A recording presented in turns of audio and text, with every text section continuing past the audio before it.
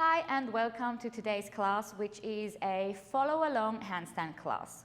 Follow-along means you are practicing all the drills real time with me. So I'm gonna do the drills with you together.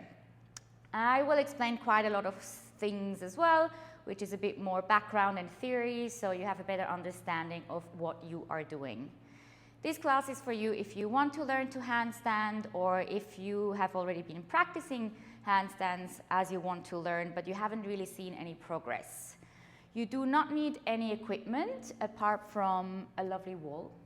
And that's why I wear socks, because this wall is nice and white and I am in a studio and I don't want to dirty the wall. But feel free to do the whole session barefoot or whatever is comfortable. Without further ado, I think we just straight away go into it. So very important, you always want to warm up the wrists when you start doing your handstand session. So first of all, just get your hands on the floor, walk the hands around, just feeling the floor, feel the condition of the wrist today. This might be completely different on any given day, depending on what you did the day before, the temperature. If it's colder outside, you might feel a little bit stiffer. Now, a wrist warm-up shouldn't just be seen as a warm-up. You actually want to make it quite difficult and intense in order to adapt the tissue in your wrist. Meaning you want to load the wrist and you want to stretch it. Eventually you need to have strong wrists and mobile wrists to do handstands properly and safely. So let's immediately get into external rotation of the shoulders, fingers facing you. Then from there, round the spine, tucking the tailbone in, upper back is rounded, protraction in the shoulder blades. So think of creating space in between the shoulder blades and then lean the hips back to the heels. The crease of the elbow is pointing forward and you should feel a nice stretch in your forearms. Staying here for a little bit while now you push your fingers firmly into the ground. Hold this for 10, 9, 8, 7, 6, 5, 4, 3, 2, 1. Bring the shoulders over the wrists. Then flip the hands so the back of your hands are on the ground. Now from here, you want to extend your elbows as much as possible. If they do not fully extend, it's fine. Just go to your end range. If it's extended, then get into external rotation. Crease of the elbows pointing forward again, and the triceps should be pointed towards you. Then switch the triceps on, tuck the tailbone in again, protraction in the shoulder blades, and lean back. Now you should feel a stretch here on the other side of your forearms. Stay here for a little bit. Then curl your fingers. Now this is impossible, but the intention should be here. You want to try to touch the forearms with your fingers without bending your elbows. So get the fingers closer and closer. If there's nearly a cramp to be felt in your forearms, that's completely normal. Now check out your index finger. That's probably the one that is the furthest away from your forearms.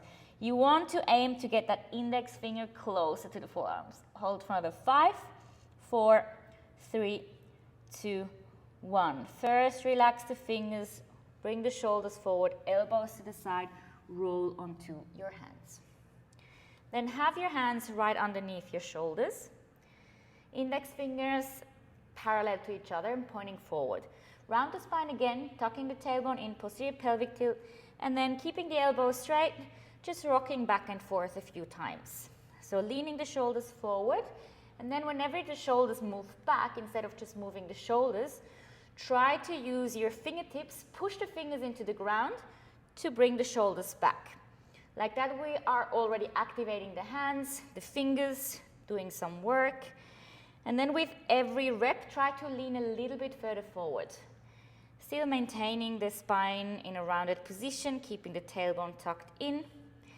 Then next time when your shoulders are in front of your fingertips, lean a little bit further than you think. Dig your finger into the floor. Hold for 5, 4, 3, 2, 1. Only relax the fingers. Don't lean back with the shoulders. Maybe lean a little bit further forward. Push your fingers into the floor again. For 5, 4, 3, 2, 1, relax the fingers, lean once more a little bit further forward, and then push the fingers into the ground again. For 5, 4, 3, 2, 1. Push the shoulders all the way back. Maybe shake out your hands a little bit. So that was more so wrist extension. Now we want to counterbalance that with wrist flexion. Make fists facing each other, then open into so-called fin. The palms are facing up. Then go back up to fists and fin and fist and fin. While you open and close, don't bend the elbows. Keeping the elbows straight so the shoulders travel up and down vertically. Go from the 5 more, 4, 3, 2. Next time when the hands are in the fin position, palms facing up, stay here. Slightly lean forward, bend into the elbows and let the chest travel down to the hands before you push back up and you straighten your arms. Chest travels, push back up.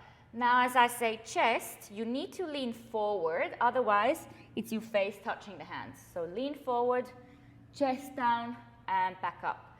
Lean, chest down. As you lean, there's more weight in the wrist, of course, less weight in the knees and makes it a little bit more intense. Have as much weight in the knees as you need to. 3 more, 2, and 1. Then hands back underneath your shoulders. Now important, the knuckles of your index fingers need to be pushed into the ground. So have your hands underneath your shoulders, index fingers parallel, and then the knuckles of your index fingers pushed into the floor. Keep them on the floor. Shoulders need to stay stacked over the wrists or even a little bit further forward if possible. Then by pushing the index finger knuckles into the ground, you're going to lift the palms off the floor and then lower the palms all the way down. We are still in that protracted position at the posterior tilt, so don't stick your butt out and just drop the chest. So have that sort of hollow body position in your chest and belly. Then lift the palms, lower the palms. Lift the palms, lower the palms. You see, I'm not just moving the shoulders up and down. I'm actually lifting the whole body up and going down. Keeping the shoulders isolated. I'm not bending the elbows and I'm not rocking back and forth as I lift the palms. You want to stay stacked so the shoulders travel up vertically, meaning your whole body travels up. Then we're going to go for a few more with this tempo, and then we lower a little bit slower and controlled. So we're going to go fast up and slow and controlled down, down, down. Lift, lower, lower, lower, up. Make sure you go through your whole range of motion until the heels of your hands are touching the ground again. Slow and controlled. We're going to go for 3 more reps. You start, maybe, hopefully, feeling your forearms pumping a little bit. This is the goal of this exercise. You should feel them forearms. 2 more, fast up, and 1 more.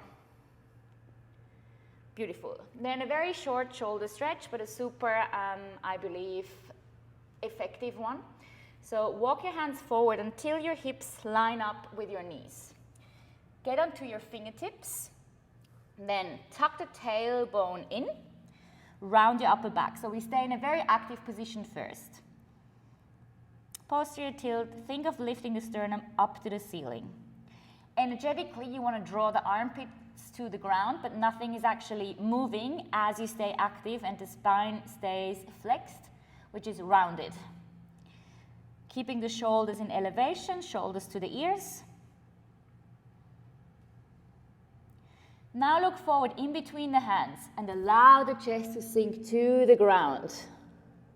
Lifting the tailbone up to the ceiling, arch the spine. Naturally, the elbows want to bend. You keep them nice and straight. Sort of going into a back bend. And now the goal is to keep the shoulders exactly where they are. So jamming armpits towards the ground. Resist the lift, but tuck the tailbone back in. Posterior tilt without lifting the shoulders. Hold for 10, 9, 8, 7, 6, 5, 4, 3, 2, 1. And then slowly, slowly make your way out. Beautiful. So we're going to go into some body line drills. you might think that you need a strong core in order to perform a handstand, which is not true. But we do work sort of on core exercises more so to create body tension, and so your body starts to understand what it means to be in the right position. And yes, your core is involved, but it's not the main reason why you can or you can't handstand. The main reason you will learn during this class is most likely your shoulders and your forearms and your hands not doing the right work, but not your core. Yet we're doing some sort of core exercises, but see it more as learning the position. So while we do the exercises, feel what it, or notice what it feels like in your pelvis, in your ribs, in your shoulders. What are you doing? How much tension do you have? So we do two different exercises. One is a hollow body position, which you might have seen in some gymnastic classes, or core classes as well, I would say. And the other one is a prone bodyline drill where we have the chest facing down. So the first one, you're going to lay on your back. If you have a stick or a band, feel free to grab the stick or the band and you want to hold it around shoulder width. If we don't have anything, that's completely fine. We can do it without as well, as I wanted to offer this class that you don't need any equipment, so you can do it from anywhere. You don't need to go into it right now, because I first want to demonstrate something or explain something. We're going to hold this for quite some time.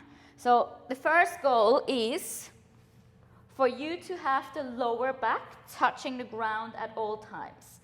So if I arch my spine and my pelvis is in an anterior tilt, sticking the bum out, my lower back is not touching. While if I go into a posterior tilt, think of tucking the tailbone in and ribs travel down towards the hips, touching the floor. Now this is obviously getting harder as you lift the feet. So what we want to do, first of all, head is off the ground, shoulders are elevated towards the ears, so lifting towards the ears, and the stick or your hands as close to the floor as possible. Then we can make this position really small by bending the knees, tailbone tucked in, the lower back is connected to the floor. The more I extend my legs and bring the legs towards the floor, the harder this gets, and eventually I might get tired and then I lose that connection, so the integrity is completely lost. Once that happens, so I recommend you start in a fairly big position, so an intense position, and as the hold goes on and you get tired, you feel that this connection is lost, then you make the position smaller, smaller, smaller. We're still working on exactly the same muscles, doesn't matter which level you're picking. I want you to focus on, again, hands close to the ground, posterior tilt, and squeezing the legs together. So that means even if you're with the knees bent or the legs extended, the knees are squeezed together. If you perform the exercise now we're staying and try to pull the knees apart, then this should not be possible. So then let's get started. So get into a bigger position to begin with, and then we can always get smaller.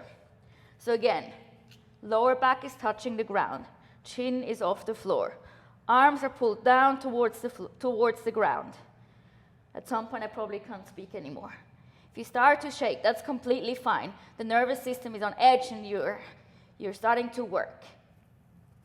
Ribs are pulling down towards the ground, towards the ribs. Tailbone tucked in. Legs are straight, or you make them smaller, you make the position smaller, hinging in the hips, bringing the knees closer. You find your position. It can be here, it can be here, it can be here. As long as you maintain body tension. Don't bring the arms up too high. Keep them nice and low. We're holding it for 15 more seconds. 10, 9, 8, 7, 6, 5, 4, 3, 2, 1, and relax. Have a little break. Shake out your legs, maybe stretch out your abs a little bit. I know it can be quite intense, but it's great. So while you rest, I will explain the next exercise. You will be laying on your belly. I need to find a way so you can still hear me. So I might not be able to go into the right position the whole time, so otherwise I can't speak. But you lay on your belly, then the chin or the forehead, I leave it up to you. Forehead or chin touching the floor. Arms in front of you. If you have a stick, grab a stick, makes it actually a little bit harder, or a band. Then legs together. Now the important part here, similar than before, you want to go into a posterior tilt. And you see what happens immediately? So I'm staying relaxed. If I go into a posterior tilt, there is a gap between my ribs, the belly button, and the floor. This is quite easy like this, but the moment I have my arms in front and I want to lift the arms, what happens? I compensate through my lower back. I arch the lower back rather than trying to round it to stay in a posterior tilt. As my shoulders are stiff, I will compensate through my pelvis. And then this gap here will be lost. So here the goal is to always stay in a posterior tilt. As we stay in the position for quite some time, and then you feel at some point as you fatigue, the pelvis starts to compensate and you lose it. Notice and try to get back into the position. So let's try this. So again, legs stay together. Then what I didn't mention, feet are pushed into the floor. Very often people lift their feet, but when you push them down into the ground.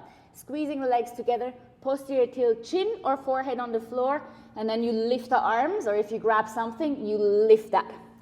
So let's get ready. So posterior tilt. Squeeze the legs together, push the tops of the feet on the floor, elevate the shoulders, feel the gap between the tummy and the floor, and then lift. And we hold this. If you have stiff shoulders and the arms are not lifting, it's okay as long as the intention is there. You're still recruiting the same muscle. So keep lifting. If you lose the posterior tilt, if your butt sticks out all of a sudden, try to go back. Reset the position. Push the legs into the floor. Keep the legs together. Lift the stick a little bit higher. Keep the elevation, shoulders towards the ears, up. Let's hold for 15 more seconds. 14, 13, 12, 11, 10, 9, 8, 7, 6, 5, 4, 3, 2, 1. Super tough exercise if done properly. So now with this again. Those two positions are sort of the positions you want to aim for whenever we do any handstand drill against the wall. The moment you balance in the middle of the room, we will talk about that a bit later. I don't worry too much about the line anymore, because balance is the biggest issue here.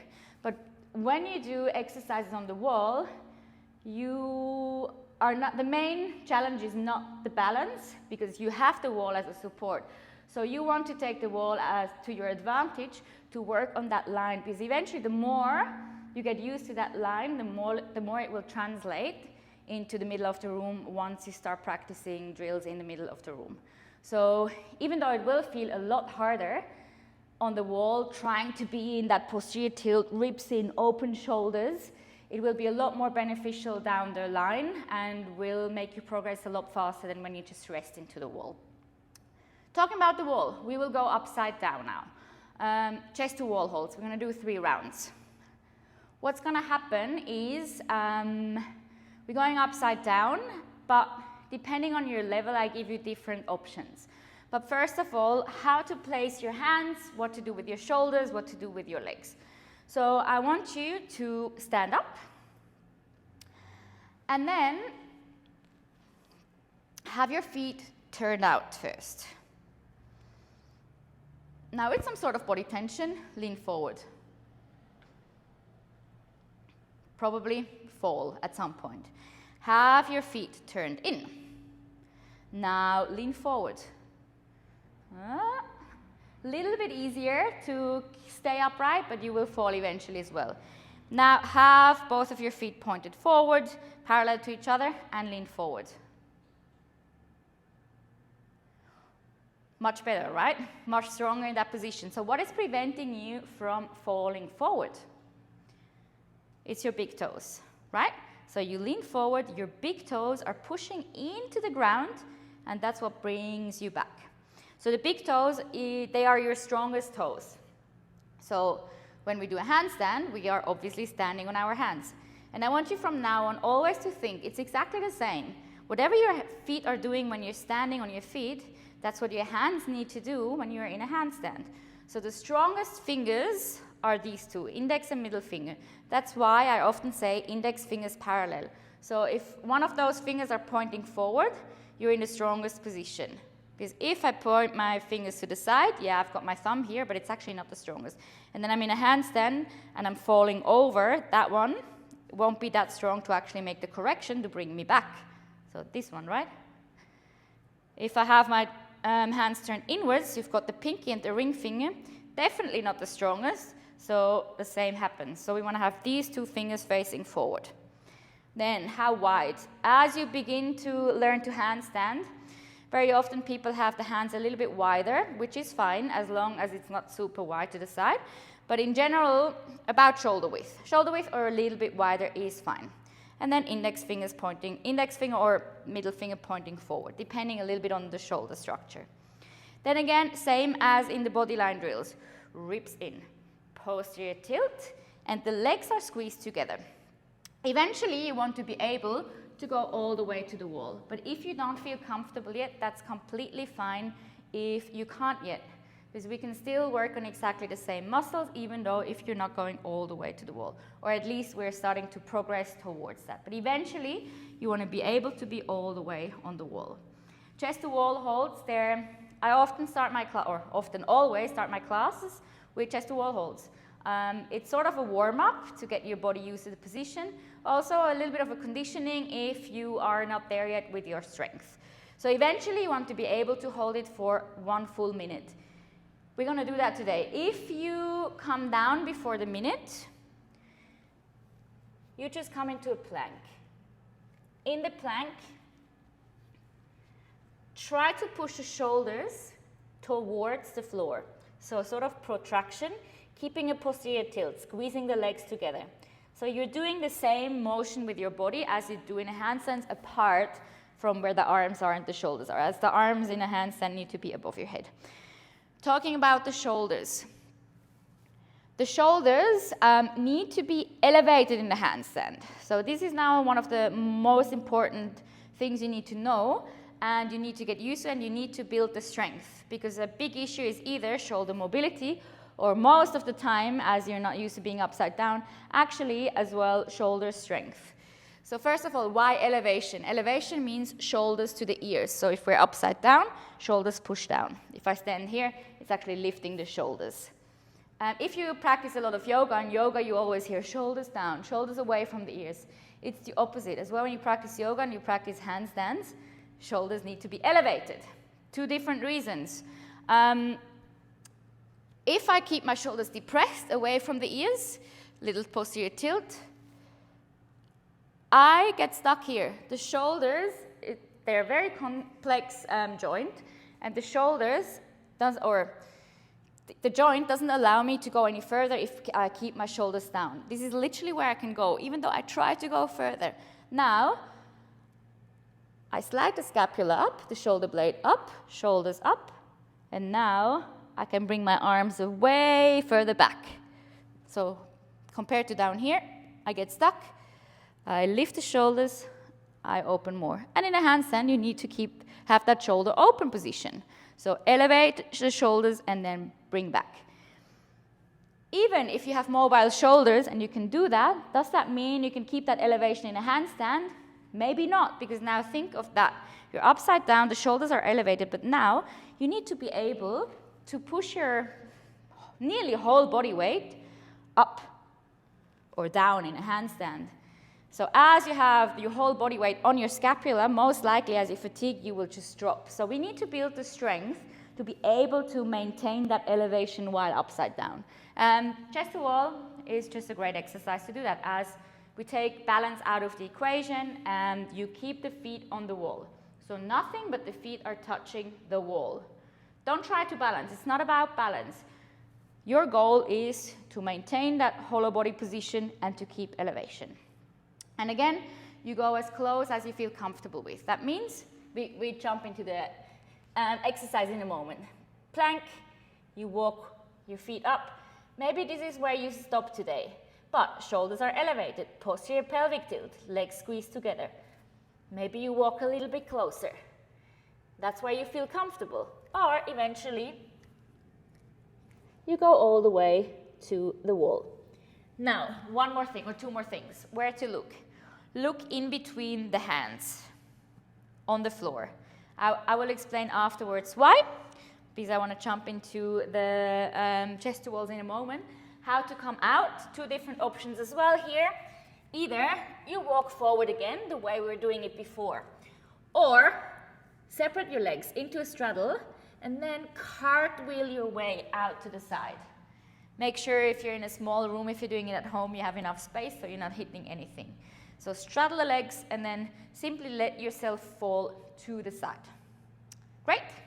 Then I would say we will get started with the first round. You find your position. Once you come down, before I tell you to come down, if you collapse or you just can't hold yourself up anymore, then you just go into a plank and finish in the plank.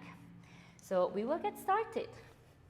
Get up in any way that feels comfortable to you.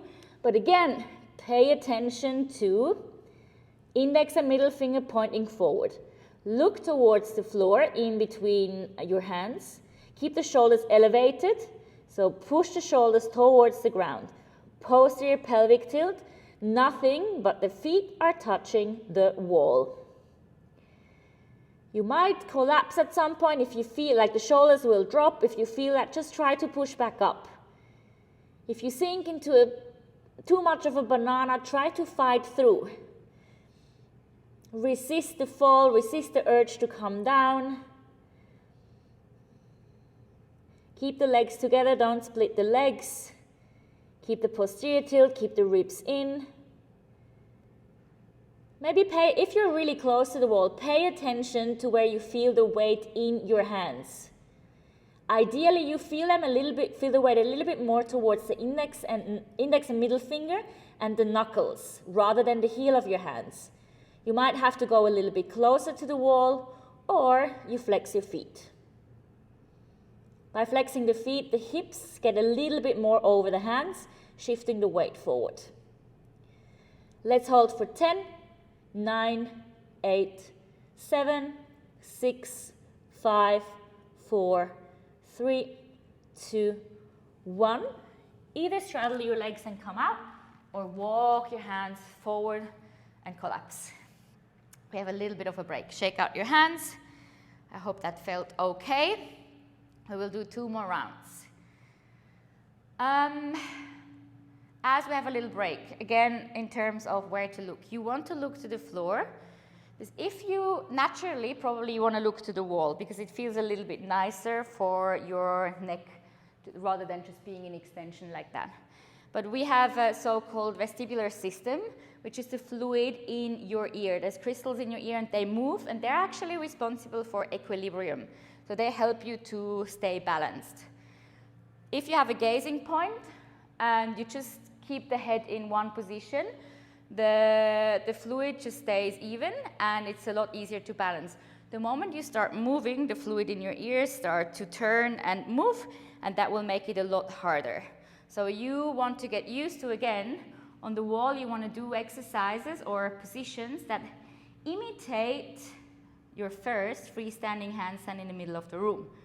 You would never ever kick up in the middle of the room and look up to somewhere or up to your toes. It's quite an advanced position actually to tuck the chin in. So you will be looking down to the floor. So already get used to that on the wall. Even though this feels more natural now on the wall, it won't feel natural once you kick up in the middle of the room. So look down to the ground, because it's the easiest for the fluid in your ear to be able to then keep your whole system balanced. Hope that makes sense. We will go into a second round, and then I will explain a little bit more within the break between round 2 and 3. So go back up. Walk your hands as close as you feel comfortable. Shoulders elevated, posterior tilt, squeeze the legs together, nothing but the feet touching the wall. Maybe in the second round, if you haven't been all the way to the wall, maybe you can try to go a little bit closer, feeling a little bit more comfortable, confident as we get stronger. Keep the posterior tilt, keep squeezing the legs together, keep the elevation. It's normal as you fatigue that the shoulders drop a little bit, that you start dumping into your lower back. Pay attention and try to go back into that sort of hollow body position. If you feel like you can't hold it anymore, then come down into a plank. But you want to try to keep the nicest line possible, and making it, I know, harder, more intense, but that's how you transfer the skills afterwards into more advanced exercises.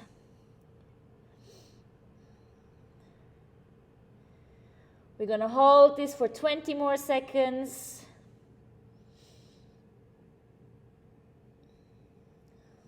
13, 12, 11, 10, 9, 8, 7, 6, 5, 4, 3, 2, 1.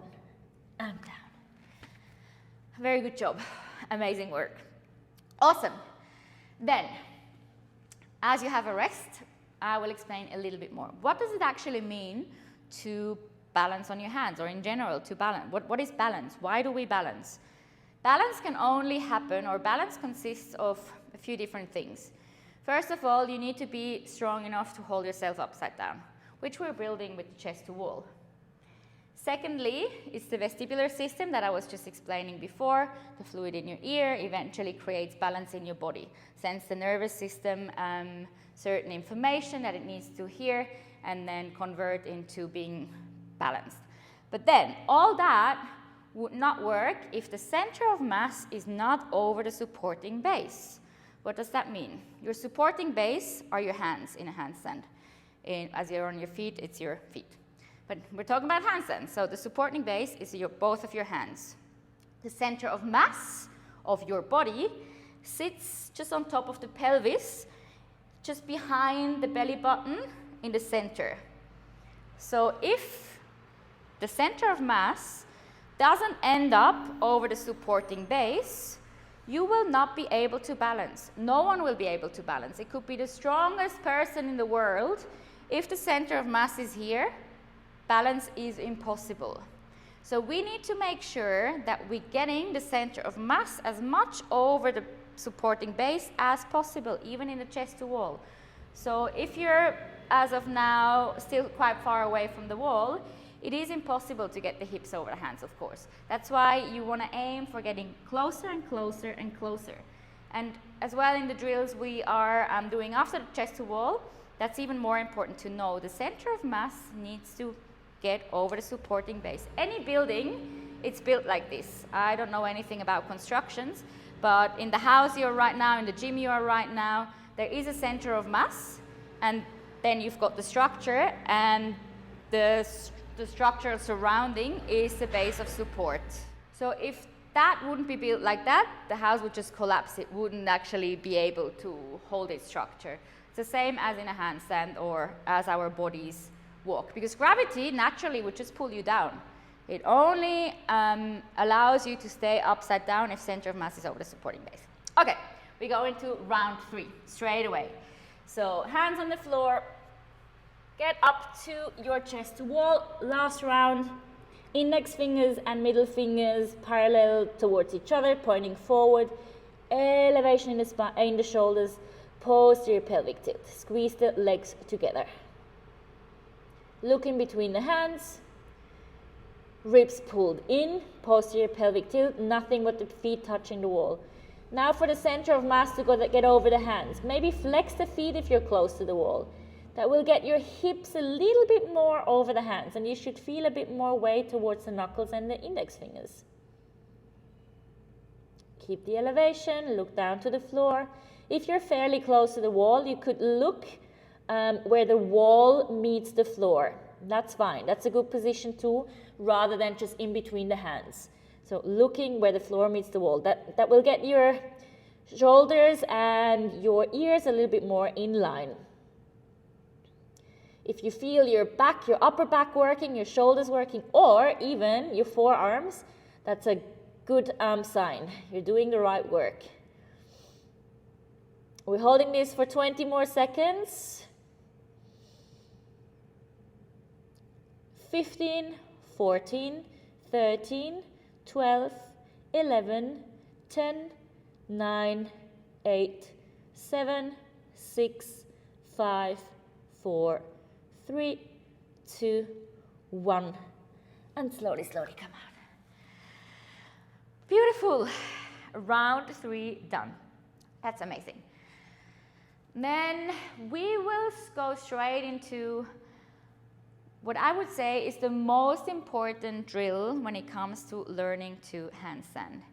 It's also sort of the most difficult drill, as you need to make sure it's done correctly. We are lazy human beings, and we often seek the path of least resistance. Now with this drill, you need to seek the path of most resistance to make the most of it and to learn from it.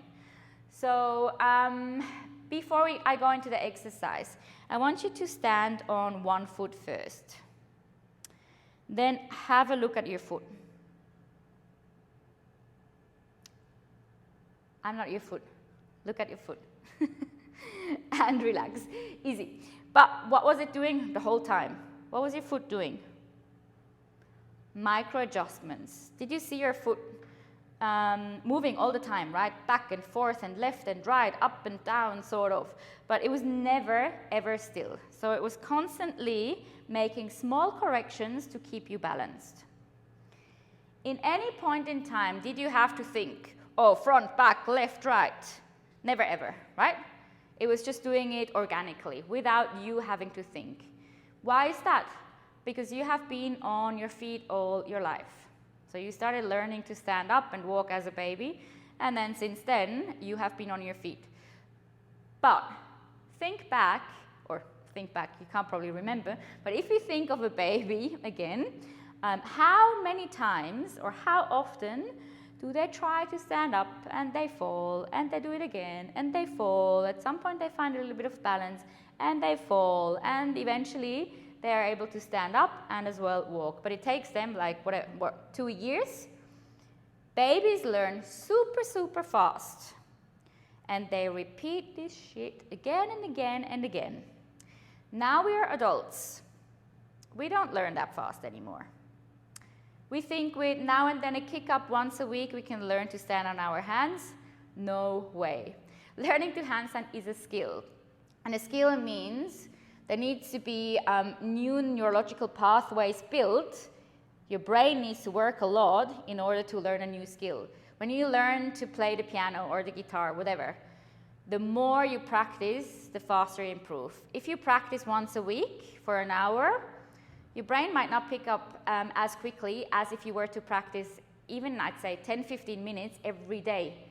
Because your brain needs the repetition. Repeat, repeat, repeat. So those new neurological pathways can be built. And in our case, those pathways need to be, the brain needs to send information in our hands now, rather than the feet, to do all those micro corrections.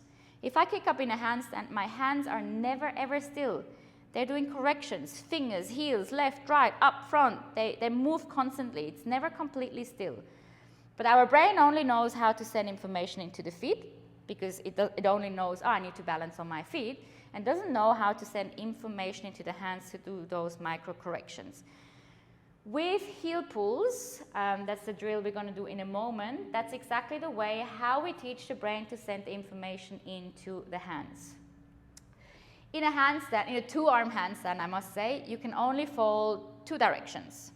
One direction is you fall over, which is over balance. The other direction is you fall down from where you have kicked up from, which is under balance. So our hands have to do 2 corrections. I fall over. What prevents me from falling over is my fingers, as they are strong. They can do a lot of work. And if we overbalance, if we start falling and our fingers know what to do, eventually we will not fall, but our fingers don't know what to do yet. So what we're going to do, I'll show you, or I'll demonstrate you on my feet first, and then what to do with the fingers or with the hands while we're upside down. So if we lean forward, the same thing as we did at the beginning, we're leaning forward, and then I push my toes into the ground, and if there is body tension, I will be pushed back. I lean, I push my toes into the ground, I go back. I don't know if you can see it properly, but I can do the same on the wall, and maybe I recommend you try as well. But be maybe half of a foot distance apart, then lean forward, forehead onto the wall, and then push the toes into the floor, and that will bring your body back to center. Lean forward, push toes into the ground, and then it moves you back. That's exactly what we will be doing in a moment. Now, one more thing though. Lean forward again. Now try to switch off your calf muscles. So lean, the toes are preventing you from falling, switch off the calf muscles. It is impossible. So the toes pushing down involves your calf muscles. What does that mean for us in a handstand? The calf muscles are our forearms. If you ever see or watch anyone who can handstand, look at their forearms. They're often quite big. So we can't use the fingers without using the forearms. So the forearms need to be super strong, more relatable, can't balance. So we can't switch off our forearms. They will be working all the time. Now, how do people train their calf muscles? Calf raises, right? What did we do in the warm-up? I called it heel raises. Probably we should call it forearm raises. Exactly the same. We are strengthening our forearms. They need to be strong. So I will explain the heel pull now. Might not be too easy for you to see there, but first of all, you have to be able to kick up back to wall. If you are not used to that yet, or you can't, I recommend you elevate the feet and then just trying to learn to kick up to the wall, maybe have someone helping you going to the wall. But this drill, you need to be able to kick up to the wall, back to wall. We will talk about kick-ups a little bit later, but as of now, just whichever way, get your back to the wall. But don't go up yet, because I will explain it to you first. Hands, place them maybe a hand width apart. It depends a little bit on your shoulder mobility, on your position, but eventually you will find a position that will work, hopefully. So hands on the floor, you kick up, back to wall. Now, I want you to have a look at my feet first. Do you see, hopefully, how they float off the wall? I'm not doing this, splitting my legs, or I'm not using my hips or pushing the heels into the wall. So what I do instead, you probably will not see that from there, but I'm pushing my fingers, especially index and middle fingers, into the ground. I push force down. If there's body tension, the energy travels up and my feet will float. I relax the fingers, my feet will go back. I push the fingers into the floor. The strength is coming from the forearms because we can't switch off the forearms, the calves. The feet float and I go back. So the goal is, depending where you're at the beginning, the first goal is to get the feet off the wall. Don't cheat. Path of most resistance. Keep the legs together. Don't swing the hips. I can get my feet off the wall with a lot of different techniques, I would say, bad techniques, without having to use the fingers at all. But is that beneficial for the future, for learning to balance, to create that new pathway? No. So you need to feel that the shoulders are over the hands, so you feel the weight in the fingers, so you can push the fingers into the ground. So don't just pull the hips away or the shoulders away. Very important. Then the first goal is getting on and off the wall, doing repetitions, on and off. At the beginning, you might push too much and you fall down. If you have someone with you, if you're doing it together, maybe spot each other so you don't need to kick up every time. The goal is just on and off, on and off. Maybe at some point, you can hold for 2 or 3 seconds. If you do these regularly, then you might be able to hold for 5 seconds. So the goal is to increase the balance time. Also, you always aim to go back to the wall, because it's all about finding how much is too much pressure, how much is not enough, because it's a gradual decrease in pressure. At the beginning, you need to push a lot. As the feet come further away from the wall, you actually need to release a little bit, otherwise you will just fall down. So we're going to do a few rounds of these. Everyone will be at a different pace, so I'm just gonna do a few for me on my own. You're gonna try to get 10 reps. If you do just single reps, if you hold a little bit of balance, 3 to 5 seconds, then maybe 6 reps. If you have already, who knows, 6 to 12 seconds, then you only need to do 4 reps. So let's get started. Hands on the floor, kick up, heels to wall. Elevate the shoulders, so as well, elevate the shoulders, posterior tilt, same as before. You always want to maintain that body tension in the same position. Pushing the fingers into the floor, try to go back and forth, try to stay a bit longer. Make sure you're not splitting the legs, even though you want to. I know you want, because your goal, or in your head, you just want to get off the wall, but that's not the goal. The goal is to build strength in your forearms, in your fingers. If you need to come down, if you need to have a rest, that's completely fine. You can kick up again if you fell.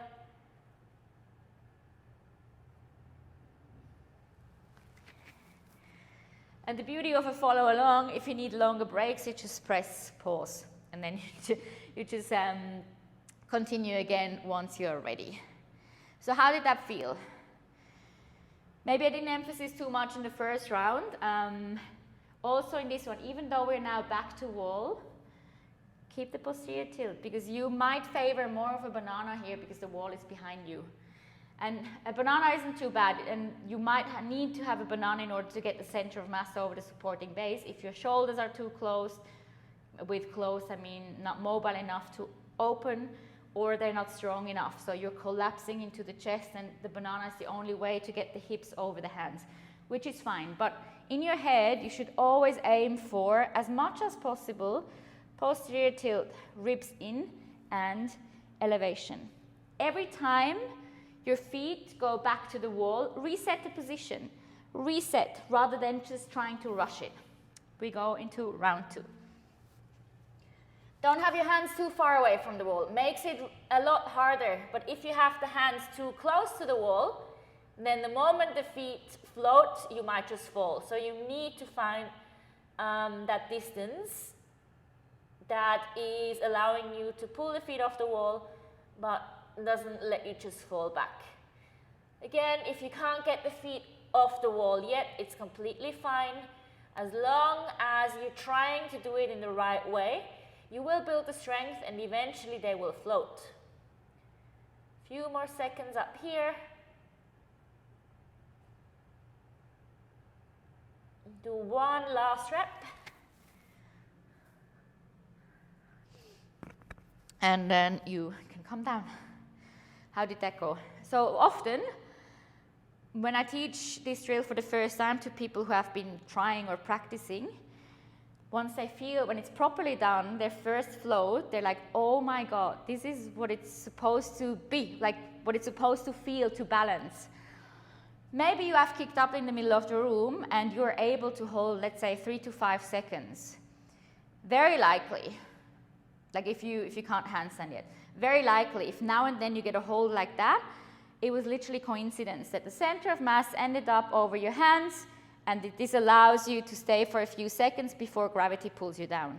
But your hands didn't actually do the work. But now, if you're doing it properly and your hands are doing the work, then your brain realizes, oh my God, so I can actually manipulate gravity or my body to stay there and doing those micro corrections. If you feel that for the first time, who knows, you might have felt it today. Awesome job. And I think it's always really cool to see people coming out like, oh my God, oh my God. So if you haven't felt it, it's fine. Hopefully it will come at some point when you keep practicing handstands. We will do one more session, round. Again, if you need a longer break, press stop, and then you can continue anytime.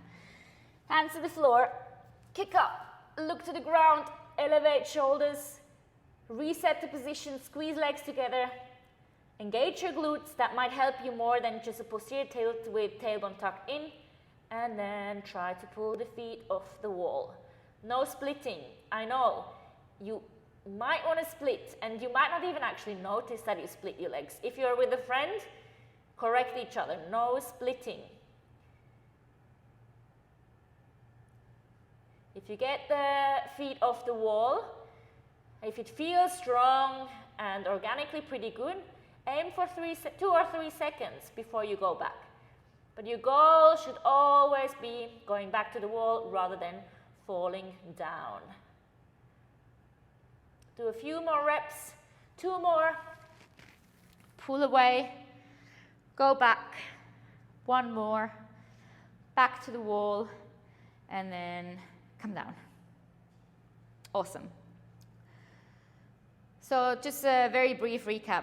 I'm not going through the whole thing, but in general, just this is the most important exercise. If you ask me, just one drill to do to learn to handstand, this is it. And even if you only did this, eventually you will see improvement. So this is the one to go to if you don't know what else to do.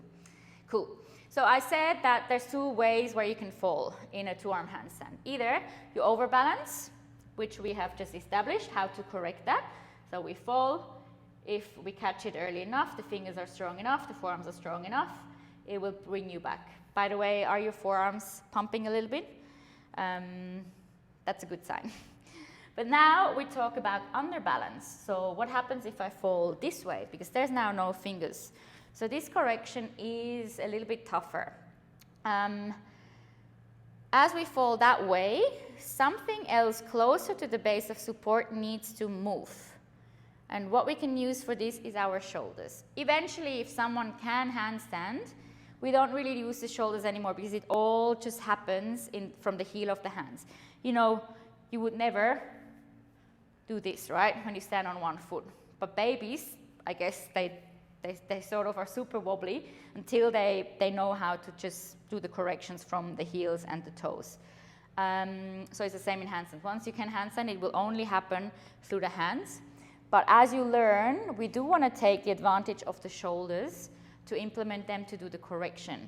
So I'll just quickly show you in a handstand from here. So if the legs fall one way, there's weight going this way, right? But then something else needs to go that way in order to counterbalance that. And eventually it will bring us back like a pendulum into a straight line. So if I kick up here and I fall this way, I fall into underbalance. How to correct? I lean the shoulders forward. You see my legs are on this side, my shoulders and my head are on the other side. I catch it here and then I bring back into a straight line. Because if I fall that way, the center of mass travels that way as well, which is the hips. And if I bring the shoulders forward, the hips stay over the hands. If I don't bring the shoulders forward, the hips travel that way, and that's when I fall. So again, the center of mass needs to stay over the supporting base. Otherwise, balance will not happen. It needs a fair bit of strength, actually in the front delt and the chest. A lot of men are stronger in that position, in that plungey position, and you don't want to actually collapse into the chest. So we want to make sure we're staying nice and tight and keeping the elevation without dropping. There's different options how to do this drill. Again, it's quite intense. It's more so to get used to the shoulder lean. 3 options. Don't go upside down yet. The first option is you keep the feet on the wall, and it's literally just learning and getting stronger with the lean. Again though, keep the posterior tilt and keep the elevation. Very important here. Don't be too close to the wall for this one. You want to have a little bit of distance. Because if you have distance, the center of mass, if I have my feet on the wall, is not over my hands. And my goal is by leaning the shoulders that the center of mass gets over the hands. If I'm too close and the center of mass is already there, and we don't really need to do anything. But if you're too far away, you would have to travel so far, so the center of mass will never get there. So you will have to find a distance that is possible. Maybe this far apart from the wall, depending a little bit again on your position. But then have a look first at my feet. They stay on the wall the whole time. Then look at my shoulders. I lean the shoulders forward. Feel the weight in the fingers. Push the shoulders back. Here, I will not be able to balance. If I lean enough, eventually the feet, I hope you can see it, will float. Because the hips end up over the hands. So first level is keep the feet on the wall. You just rock back and forth. Second level, you lean enough, the feet float, and you straight away push back. Lean, feet float, you push back. The third level would be you lean, the feet float, you push sort of back up into a straight handstand, hold a few seconds before you go back. So you see the seesaw action. It's quite intense for the shoulders. I'm actually breathing a lot now. So find one of the levels that is suitable for you. And also, for a lot of people, it's actually scary as they think they will fall over because there's nothing behind you anymore and you lean. But rest assured, most likely you will not fall because the center of mass, or not falling that way, because the center of mass is mostly closer to the wall. So you will most likely fall back to the wall rather than over. If you work with a friend, have someone spotting you and they could just push you back. So let's get started. Again, keep the feet on the wall, lean the shoulders forward. If you lean enough, maybe at some point you feel the float, then push back. If you feel super savvy with your hands already, then you try to get your shoulders back over the hands and your body upright before you go back to the wall. So let's do a few reps here. You go up again. Again, not too close. Have your hands on the floor. Look to the ground. Posterior tilt and then lean shoulders. Up to you, keep the feet on the wall. Maybe at some point you feel how the feet float off the wall. Maybe you feel how the feet float, but then you get back up into a straight position and back. Let's go for 3 more.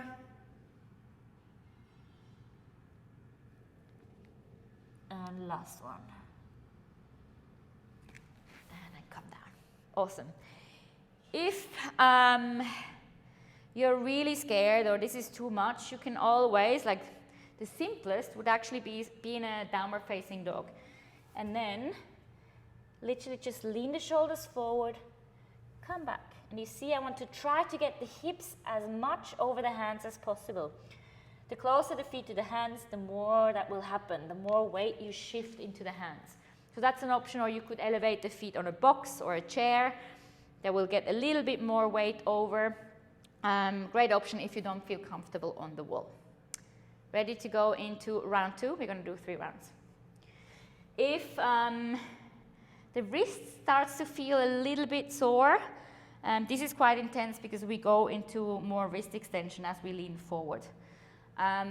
It's nearly inevitable to not feel the wrists when you practice a lot of handstands. Hence why it's really, really important to keep doing the wrist warm up. But yeah, if you start feeling it a little bit, it's normal. You will be fine, hopefully, again after the session.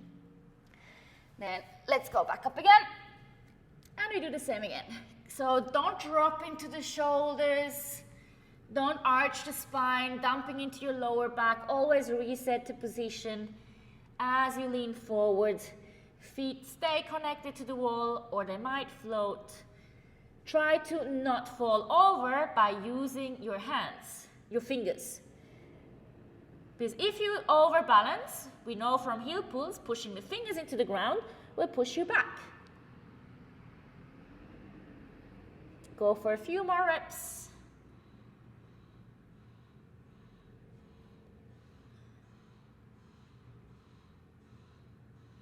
And last one.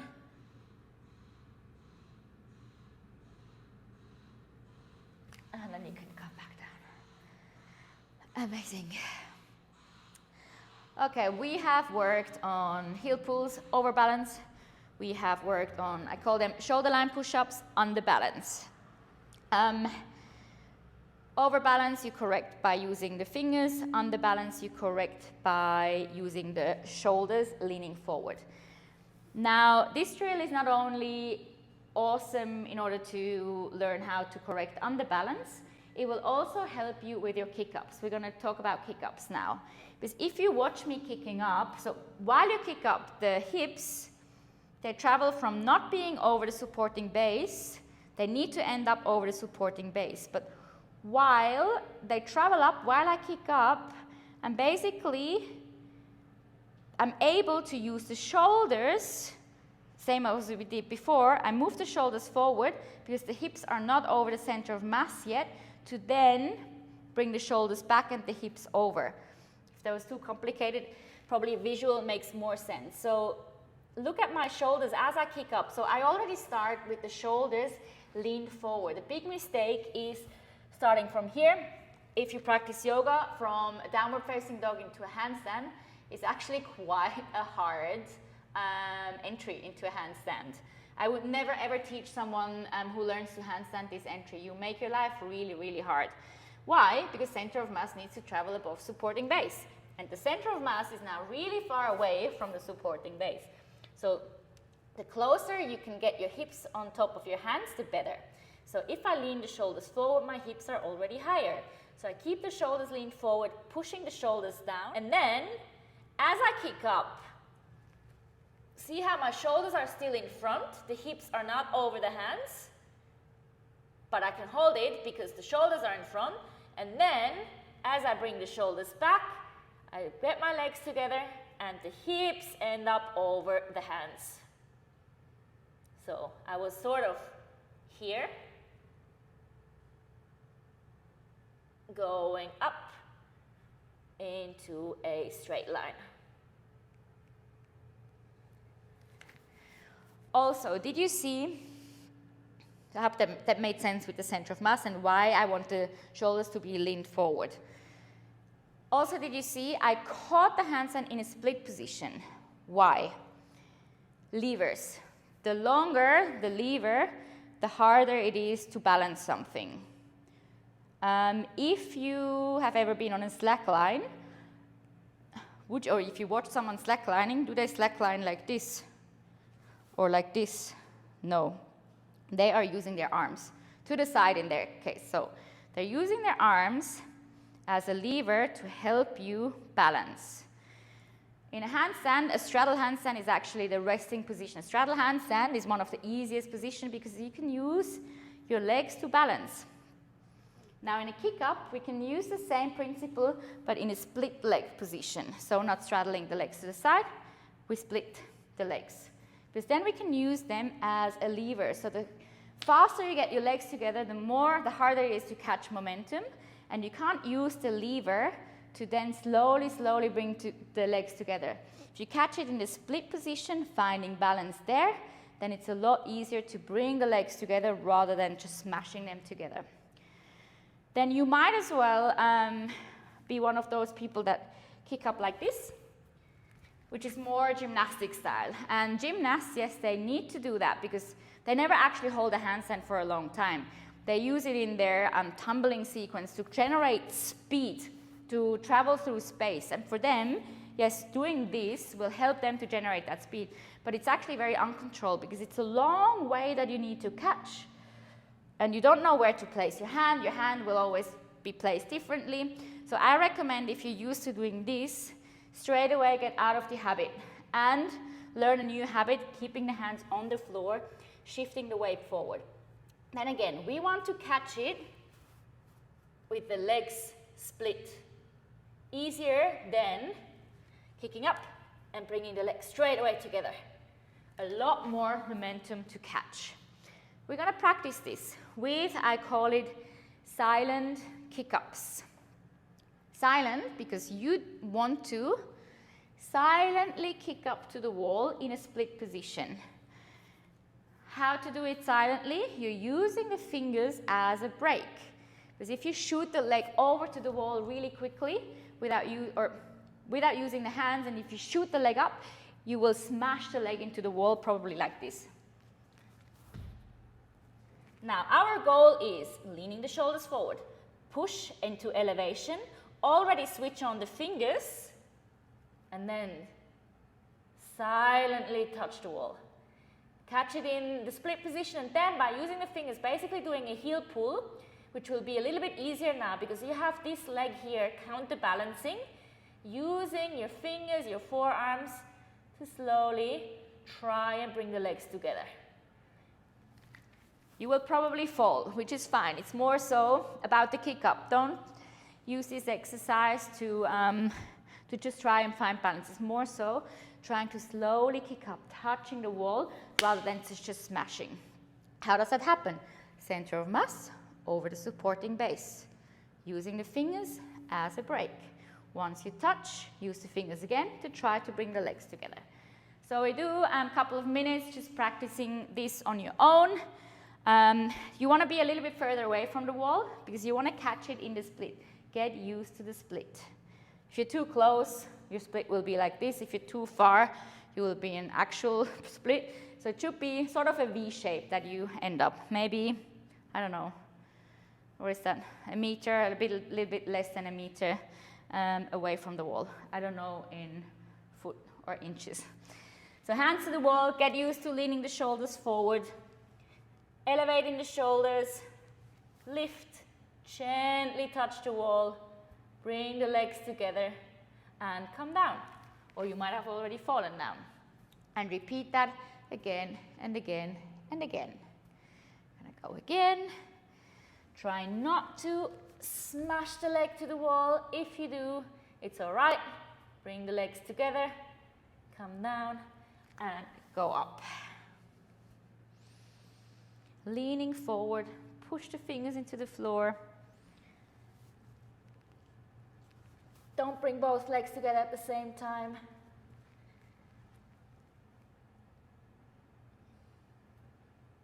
Always look to the ground. And as you practice, feel how, even if you underbalance, if you don't get all the way to the wall, it's actually fine as long as you pay attention to how high can you bring your hips. Will you get the hips up? Do I need to kick a little bit with more momentum to get the hips up? Oh, it was too much. So repeat, repeat, repeat. Let's go for 3 more reps.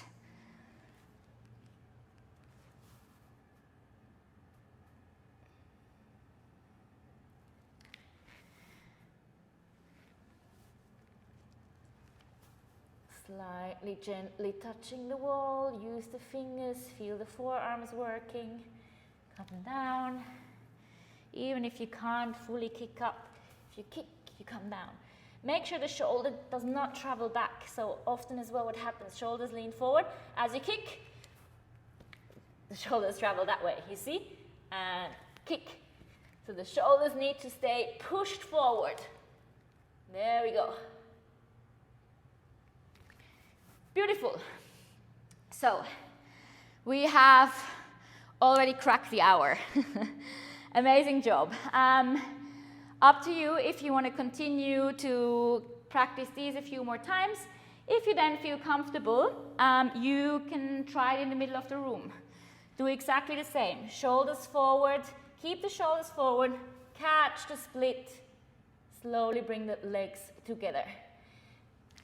I rather want you actually to underbalance than overbalance. So rather have you a few times doing this, because your body will take note and understand, oh, that was too little, I need to be a little bit stronger there. And you're still building strength in the front. So basically doing that shoulder line push-up. While if you do that, if you overbalance, nothing is working.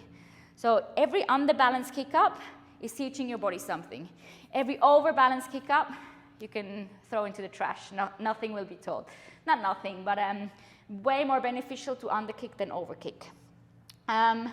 Feel free to practice that in the middle of the room for a few more minutes if you have time, but we're gonna leave it here for now in terms of you follow along with me. So I hope this class was beneficial, you learned a lot, and I hope it sparkled your interest even more in learning to handstand and progress in your handstand and keep going. Again, learning to handstand is a skill. Repetition is key. I recommend 5 to 6 times a week. Feel free to just follow this class again and again and again. I obviously explained a lot, so next time you don't need to listen to my whole spiel, so you can just go straight away to the drills, or you can just go straight into the program on my app, which is the Handstands 101, which has basically the same drills in there than what we were doing, plus a lot more because in the program it's combined with some mobility drills, so feel free to just jump on there, and you already know all the details, like very in-depth what I have explained to you. Way less in-depth in the program. In the program you have the drills and the explanations, the instructions, but you know now exactly why you are doing it. So hopefully you enjoyed it, and I can't wait to see where this handstand journey is going to take you in the future. Take care and happy handstand.